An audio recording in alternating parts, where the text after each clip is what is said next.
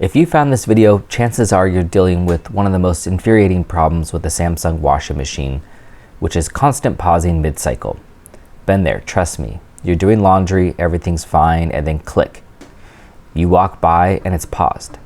Or you hit start, walk away, and click, it pauses again. Sound familiar? So after hours of researching and tinkering, here's what I found. Samsung washing machines from 2015 all the way to 2019 and newer models have a design flaw in the power inverter circuit board. Samsung adds a thick waterproof glue to the board, but over time, the glue causes the board to overheat as it ages. That's what makes your washing machine pause mid-cycle. It's like the board's telling you it's too hot to work and I want to take a break. But the good news is you can fix this yourself, and there's two ways to do this.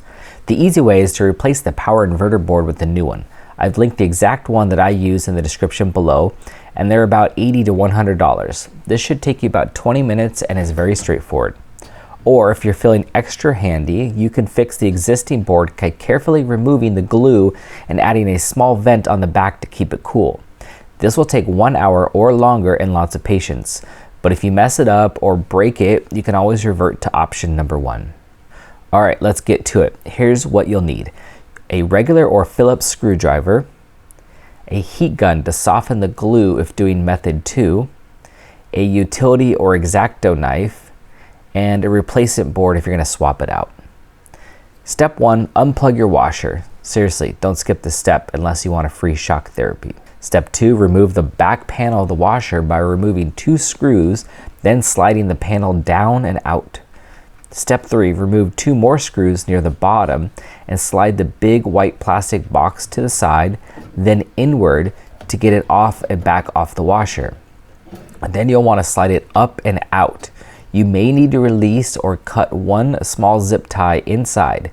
Be careful not to nip or cut any of the wires. Open the white plastic case on the left side to expose the inverter board.